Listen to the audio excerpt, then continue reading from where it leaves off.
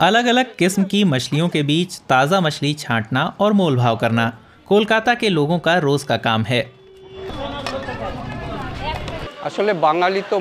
यहाँ बंगाल में तो हम मछली भात ही खाकर बड़े होते हैं। बंगाली मछली के बिना जीवन की कल्पना भी नहीं कर सकते।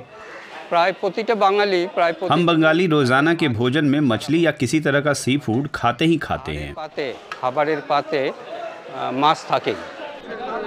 ऐसे बाजारों में रोजाना टनों मछली बिकती है, जिसे श्रीधाम विश्वास जैसे मछुआरे आसपास के इलाकों से पकड़ते हैं। 35 साल से इच्छामती नदी से उनकी रोजी रोटी चल रही है, लेकिन उनकी रोजाना की खेप अब पहले जैसी नहीं रही। आगे 20 बছর 2000 सालेर आगे दा माछ थी। साल 2000 से पहले इस पानी में बहुत सारी मछलियां मिल जाती थीं। अब उसकी करीब आधी ही मिल पाती हैं। सभी तरह की मछलियां, खासकर प्रॉन की विभिन्न किस्में खूब मिल जाती थीं। प्रॉन पर ही नदी का नाम पड़ा है। एक समय ऐसा था कि जाल डालते ही रोज 100 किलो मछली हाथ आ जाती थी। 30 किलो 50 किलो সময়তে 1 কুইন্টালও বেঁধেছে। इच्छामती नदी दुनिया के सबसे सघन बसाहट वाले कुछ इलाकों से गुजरती है। सड़क और पुल निर्माण और कृषि गतिविधियों में आई तेज़ी भी नदी को अवरुद्ध करने की जिम्मेदार है। नदी के इकोसिस्टम पर इंसानी प्रभाव का अध्ययन करने वाले भूगोल विशेषज्ञ देवाजीत दत्ता के मुताबिक इच्छामती बुरे हाल में है। ऊपरी धारा के क्षेत्रों में नदी का रास्ता सिकुड़ रहा है। पानी का बहाव रुक जाने से इच्छामती नदी सिर्फ डाउन स्ट्रीम क्षेत्रों में ही बची रह जाती है। हमारी भाषा में वो एक टाइडल इनलेट बन चुकी है। ये वो धारा बनकर रह गई है जिसमें समंदर का खारा पानी आ रहा है, न कि ताज़ा पानी। मछुआरे अब मछली पालन उन जलाशयों और नहरों में करते हैं जिनमें मानसून के समय बारिश का पानी जमा हो जाता है। इस बीच इच्छामती का बचा कुचा प्रवाह नदी किनारे फैल रही बस्तियों से खतरे में है। जानवरों और मनुष्यों का कचरा अक्सर सीधे नदी में आ गिरता है। बिना ट्रीट किए सीवेज के पानी की वजह से पानी में जलकुंभियां पनप गई हैं। ये एक घुसपैठिया जलीय पौधा है। ये तेज़ी से उगता है और इसके चलते मछलियों को पानी में ऑक्सीजन नहीं मिलती। मछली पकड़कर रोजी रोटी चला पाना अब मुमकिन नहीं रहा। पेट पालने के लिए लोग गुजरात, मुंबई जाकर छोटे मोटे काम करने को मजबूर हैं। लेकिन इच्छामती नदी को पुनर्जीवित करने की कोशिशों में जी जान से जुटे सवर्णा सरस्वती जैसे लोग भी हैं।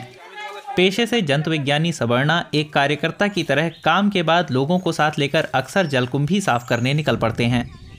नदी के 12 किलोमीटर हिस्से को साफ करने के लिए मछुआरा समुदाय के करीब 8000 सदस्य भी अभियान में जुड़ गए हैं। सफाई अभियान का असर ये हुआ कि नदियों को बरसों बाद धूप मिल पाई। इसमें नावें भी चलने लगी। ये सब बताते हुए मैं भावुक हो जाता हूँ। बहुत ही शानदार, अद्भुत अनुभव है। मछुआरे अब फिर से मछली पकड़ सकते हैं। ये मछलियाँ भी आकार में बड़ी हुई हैं।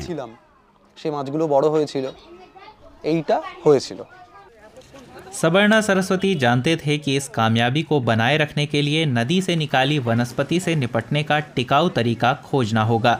लिहाजा जलकुंभी के कचरे को प्रोसेस करने के लिए वर्मी कंपोस्ट के 80 गड्ढे तैयार किए गए।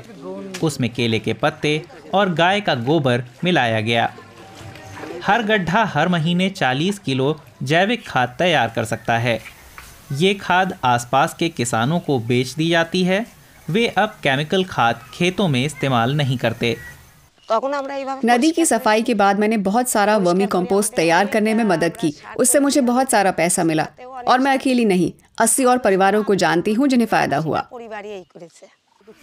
अपने बचपन की नदी के प्रति सवर्णा का प्यार सब तरफ फैल गया है। आसपास के दर्जनों गांवों ने भी अपने सफाई अभियान शुरू कर दिए हैं। इच्छामती के कुछ हिस्से फिर से सांस लेने लगे हैं।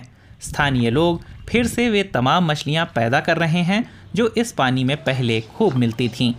लेकिन सवर्णा जानते हैं कि ये सिर्फ शुरुआत है। अगर नदी के मुहाने से शुरू करूं तो मेरी पहली सिफारिश तल साफ किए जाने की होगी। फिर जलकुंभी की सफाई और तीसरा काम अतिक्रमणों को हटाना होगा। चौथा कदम मंदिरों, घरों और बाजारों से आने वाले प्रदूषण को रोकना होगा। और आखिर में नदी को जिंदा रखने के लिए एक दूरगामी योजना बनानी होगी। सवर्णा सरस्वती जानते हैं कि इच्छामती नदी को फिर पहले जैसा करने की राह लंबी है। जीवन और आजीविका की स्रोत इस नदी के संरक्षण से दर्जनों समुदायों को फायदा तो मिलने ही लगा है।